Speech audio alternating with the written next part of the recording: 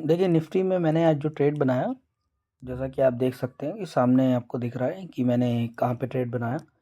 मैंने ट्रेड यहाँ पे बनाया, ठीक है। अंडरस्टूड सी बात है कि मार्केट में एक फॉल है, तो मेरा जो टारगेट है या मेरा जो थोड़ा सा डोमिनेंट हूँ, मैं पुट साइड पे ज़्यादा डोमिनेंट हूँ, ठीक है। तो मैंने ट्रेड यहाँ पे बनाया और मेरा मैनिपुलेटिव एसएल इसमें गया, ठीक है। तो loss is the part of the game, ठीक है।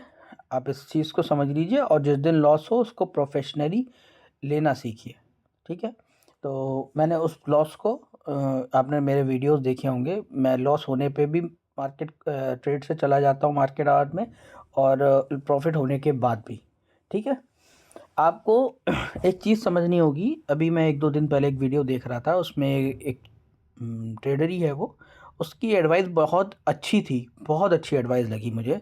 तो उसने ये कहा कि एक ट्रेडर है, उसने कहा कि मैं हर रोज़ प्रॉफिट करता हूँ, ठीक है।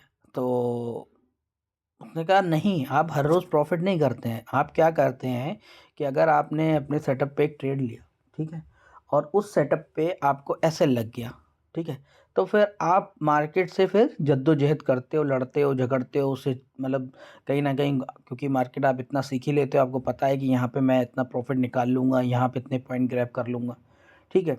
तो आप सिर्फ और सिर्फ ज़बरदस्ती कर रहे हो, ठीक है। और जिस दिन आपको मार्केट उठा के पटकेगा ना, उस दिन जितना प्रॉफिट बनाया सब चला जाएगा। तो ये बात मुझे बड़ी अच्छी लगी उसकी, कि आप अगर लॉस को प्रोफेशनली लेने लगे हो, ठीक है, वो किस तरीके से बिहेव करते हो, ये बहुत इंपॉर्टेंट है। लेकिन एक बात का हमेशा याद रखिएगा कि लॉस और प्रॉफिट में सिर्फ एक ही बात का फ़र्क होता है, वो होता है कितना गवा रहे हो, कितना कमा रहे हो, ठीक है।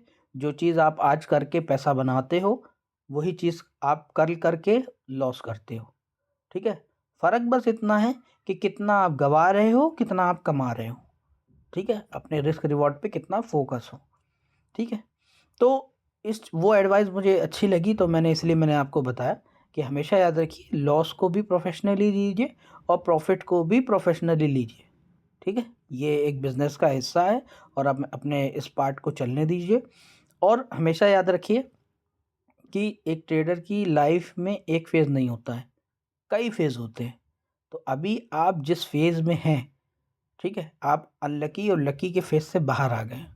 अब आप लर्निंग फेज़ में हैं। लर्निंग फेज़ जो है ना, ये सबसे इम्पोर्टेंट फेज़ होता है।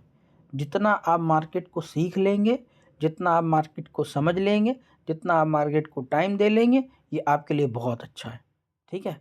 तो ये जो लर्निंग फेज़ है, इसमें आप 100% दीजिए, कोशिश करिए, ज़्यादा से ज़्यादा चार्ट पढ़िए, ठीक है।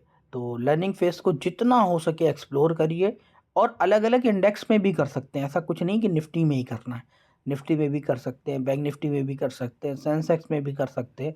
आप अगर चाहो तो फॉरेक्स मार्केट देख रहे हो, उसमें भी कर सकते हैं, आप क्रिप्टो में भी कर सकते हो। अल्टीमेटली आपको सीखना है ना, तो कैंडल बिहेवियर तो कहीं भी आप सीख लोगे।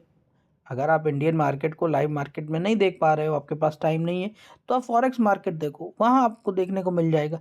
अल्टीमेटली सीखना आपको है, करना आपको है, ठीक है। तो ये मेरा आज का ट्रेड था। Thank you so much.